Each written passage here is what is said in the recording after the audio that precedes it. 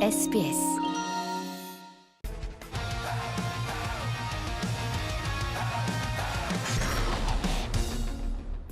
네, 사건의 뒷이야기를 파헤치는 이슈 후 시간인데요.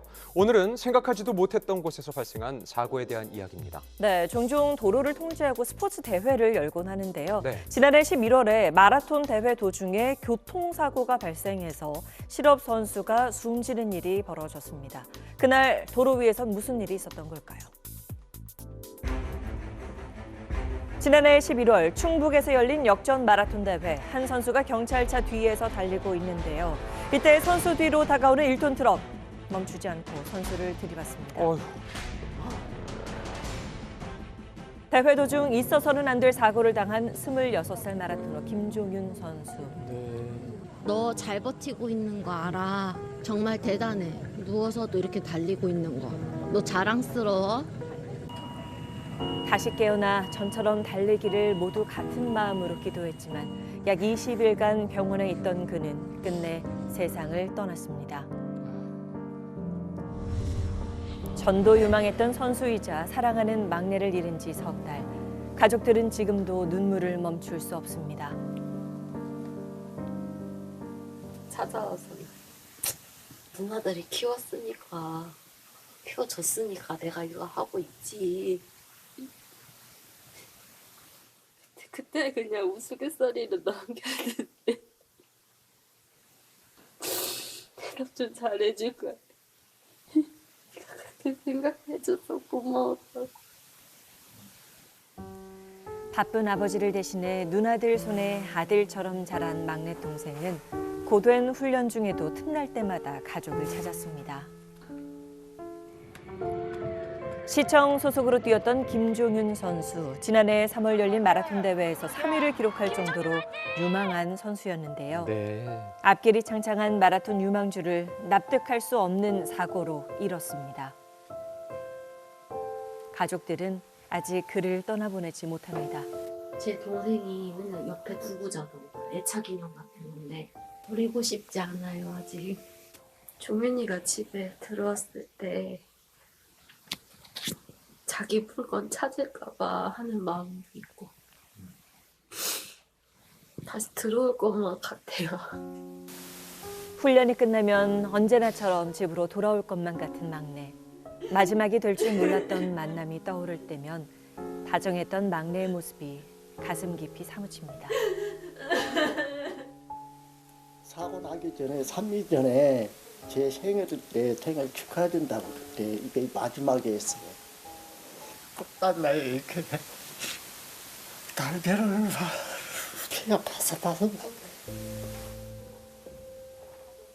가족들이 더욱 마음을 추스르기 힘든 건 실업 선수가 뛰는 공식적인 마라톤 대회에서 사고가 벌어졌기 때문입니다.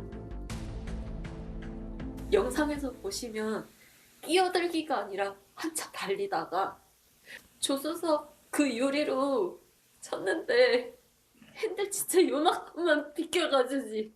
요만큼만. 멀리에서 트럭이 달려오고 있지만 아무런 제지도 통제도 없었는데요. 80대로 밝혀진 고령의 운전자는 어떻게 사고를 낸 걸까? 총 사고 조사는 종결돼가지고 재판 중입니다. 못 본 거죠, 선수를. 형사 재판 중인 가해자. 그런데 더 근본적인 문제는 따로 있습니다. 저에서 이거 대회잖아요. 대회인데 트럭이 와서 뛰는 선수를 이 친다는 것은 이게 말이 안 됩니까? 전 제가 제 눈을 의심했어요. 이게 대회 영상이 맞나 싶어서. 맨 도로 위에서 얘가 혼자 뛰고 있어요. 죽으라고 그냥. 역전 마라톤 대회 특성상 선수들이 구간을 달릴 때는 대회 진행 요원이 탑승한 감찰 차량과 경찰차가 따라 붙는데요. 네. 도로를 통제하지 않은 채 대회를 진행한 상황. 그런 위험성을 염두에 두진 않았던 것 같아요. 안전할 거다라는 생각을 항상 했던 것 같아요. 이렇게 믿기지가 않았던 것 같아요. 그 상황 자체가. 해외 마라톤 대회를 보면 안전고가를 설치하거나 감찰 차량이 선수를 따라붙는 것을 볼 수 있는데요. 달리고 있던 김종윤 선수를 앞질러 지나가 버리는 감찰 차량. 보호받아야 할 선수가 통제되지 않은 도로를 외로이 달렸던 겁니다. 위태롭던 도로 위 결국 사고가 발생하고 마는데 경찰이 다급히 차에서 내린 뒤 사고 조치를 하는 와중에도 그 옆으로 위험하게 달려가는 선수가 보입니다. 김조윤 선수의 사고 소식에 결국 이날 대회는 중단됐는데요.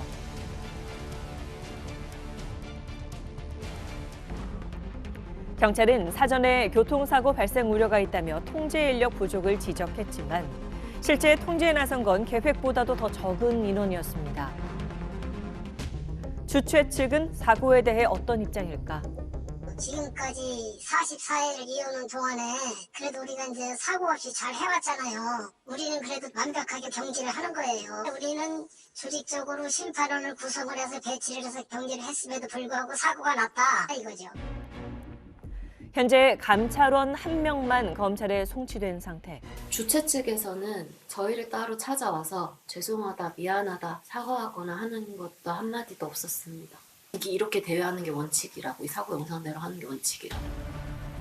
법적으로 1000명이 되지 않는 인원이 체육 행사에 참여할 경우 안전관리를 강제하지 않는데요.